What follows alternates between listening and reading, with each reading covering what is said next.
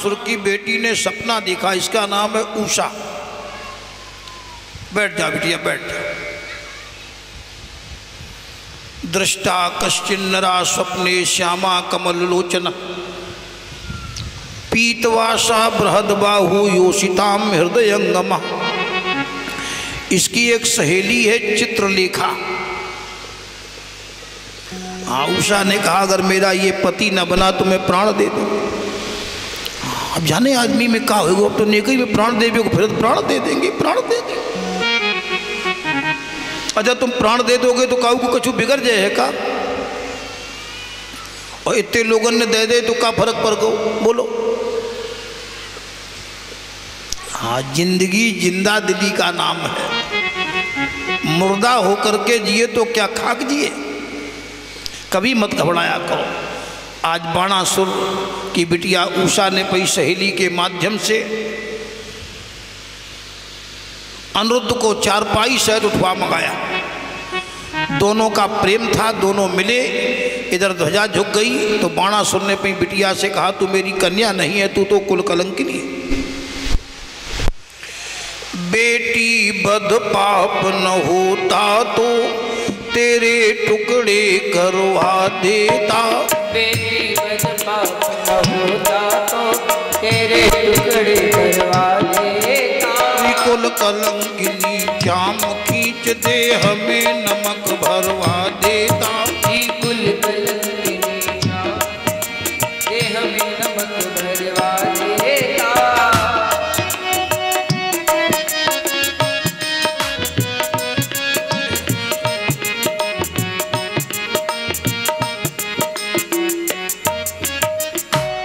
उषा भ्रसम शोक विषाद बिहुला। उषा रोने लगी। उषा ने कहा ये मेरा पति है, अगर इसको तुम मारोगी तो मैं प्राण दे दूंगी। आज पिता बोल नहीं पाया, जेल खाने में डाल दिया अनिरुद्ध को। उधर नारद जी ने कन्हैया को बताया तुम्हारे छोरा चोरी मजे में है। पता लगा अनिरुद्ध गायब है। 18 बेटा महारथी है इनके। अनिरुद्ध को पाने के लिए बाणासुर पर चढ़ाई की। बाणासुर की मदद भगवान शंकर ने की। बड़ा विशाल युद्ध हुआ। अंत में भोले बाबा ने कहा बेटा ये भगवान है, इनसे बैर विरोध ना करो। तब बाणासुर ने अपनी बिटिया उषा भगवान के नाती को ब्याह के संबंधी बनाया। ये कथा मुकदमा विजय में काम आती है। किसी को झूठा मुकदमा लगा हो 108 पाठ करवा देना, अगर विजयी न हो जाओ तो कहना मुकदमा विजय के लिए। भागवत प्रैक्टिकल ग्रंथ है। आगे चर्चा आती है। एक दिन कृष्ण के लड़का नाती घूमने गए तो कुआं में एक गिरगिट पड़ा था। गिरगिट जानते हैं आप लोग? सो गिरगिट को जैसी निकाला भगवान कृष्ण ने संस्पर्श किया तो वो बड़ा सुंदर बन गया। कन्हैया ने कहा कस्तम महाभाग वरेण्य रूपो देवोत्तमम त्वाम गणयाम नूनम। कौन है तू?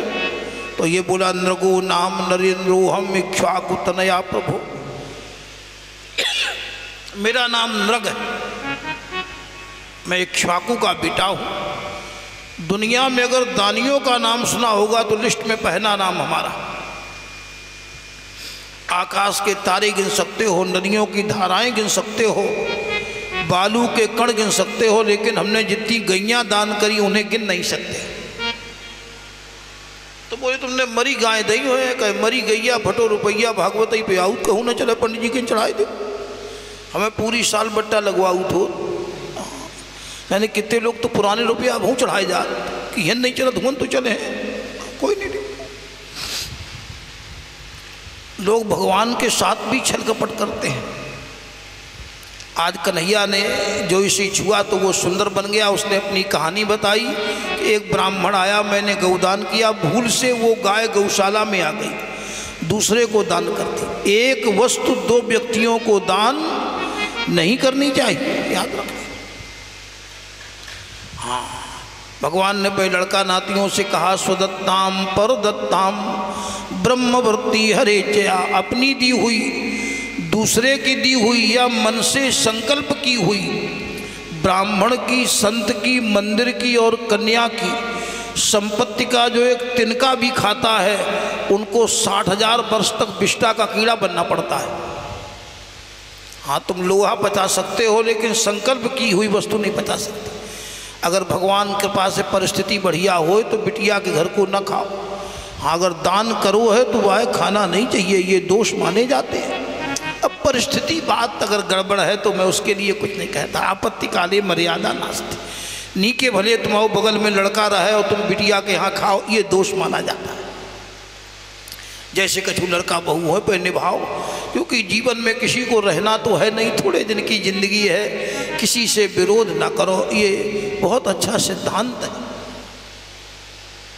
हाँ, और ये भी याद रखो, अगर तुम किसी की बेटी को प्यार और सुख दोगी, मैं वचन देता हूँ मंच से, तुम्हारी बेटी जिंदगी भर सुखी ना रहे तो कहना। हम सुधरेंगे तो जग सुधरेगा, हम बदलेंगे तब जग बदलेगा। स्वयं का सुधार ही समाज का सुधार है। हाँ, इसको बहुत ध्यान रखो। प्रेम अगर दोगे तो प्रेम मिलेगा। आगे चल